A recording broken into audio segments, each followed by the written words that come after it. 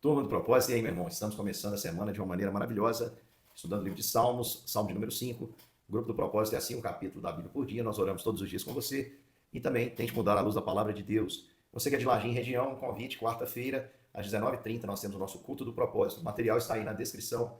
Clique no link para convidar pessoas para o nosso grupo. Também para você acessar todo o material que fala sobre essa jornada que nós temos empreendido, uma jornada maravilhosa, uma vida com propósito. Vamos lá para o Salmo de número 5. O Salmo de número 5 poderia ser muito bem traduzido como uma oração que deve ser feita todas as manhãs pelos que creem.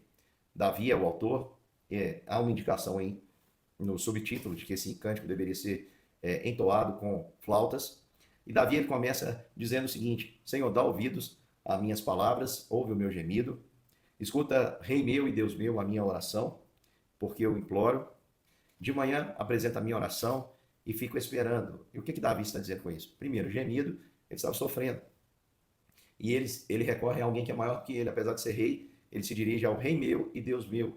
Ele reconhece que ele está se dirigindo ao Rei dos Reis e implorando o seu favor naquele dia, no começo do dia. E eu tenho aqui para os irmãos uma recomendação muito importante. Você quer ter uma vida com Deus? Comece a buscar o Senhor pela manhã, nos primeiros momentos do seu dia. Dificilmente você vai encontrar a Deus em outros momentos se você não dedicar os primeiros momentos a Ele.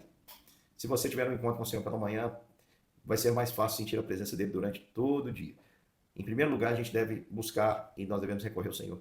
O Senhor, na verdade, deve ser o primeiro pensamento do nosso dia e o último também. Quando nós vamos nos despedir do dia que Ele nos deu, nós precisamos fazer uma reflexão no que nós vivemos e como podemos melhorar, e no outro dia agradecer pela misericórdia dele que se renova e nos dá mais uma oportunidade.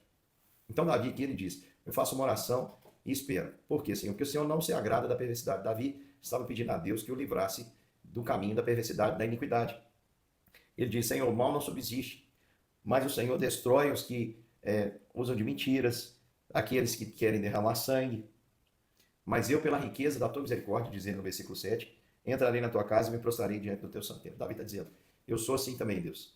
Mas pela misericórdia da tua graça, pela sua misericórdia, eu vou entrar na sua casa. A graça de Deus, irmãos, que nos faz experimentar essa misericórdia, que nos habilita a entrarmos na presença, a adentrarmos na presença do Senhor.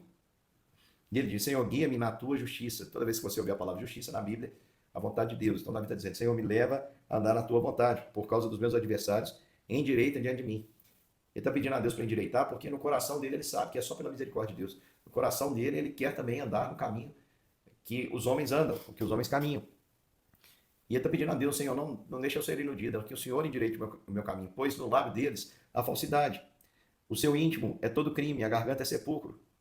Então ele está dizendo: Senhor, se o Senhor não me livrar, eu vou cair na lábia desses indivíduos.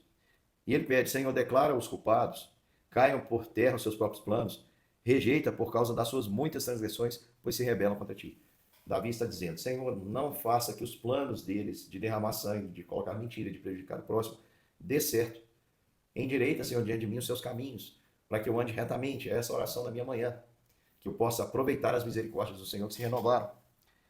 E ele diz assim no final: Senhor, todavia, o Senhor frustra o caminho dos ímpios, todavia, regozijem-se todos que confiam em ti. Folguem de júbilo, ou seja, que tenham júbilo com sobra para sempre, porque tu os defendes, e em ti se gloriem os que amam o teu nome, porque tu, Senhor, abençoas o justo e como escudo cercas da tua benevolência. Então, meu irmão, todo dia é um desafio vivermos na presença de Deus. Tem um hino do nosso Inário Novo Cântico que diz assim: bem de manhã, embora o céu sereno pareça um dia, calmo a anunciar, vigia e ora o coração pequeno, um temporal pode abrigar. Nós estudamos há pouco o livro de Jó, era um dia normal, as jumentas passiam, os animais pastavam, os servos trabalhavam, os filhos faziam banquete, quando de repente aquele dia virou o dia mau. Meu querido irmão, pode ser que amanhã seja o dia mau. Pela manhã, apresente a Deus a sua oração e aguarde no Senhor, porque Ele é fiel, Ele está perto daqueles que clamam o seu nome. Os que clamam o seu nome podem se folgar de júbilo e alegria. E o Senhor é aquele que cerca o justo com seu escudo.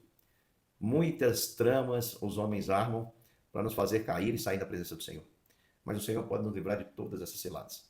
E você deve ter no seu coração isso, que é a misericórdia de Deus que faz com que você tenha acesso a Ele. Você tem que ter isso claro em sua mente.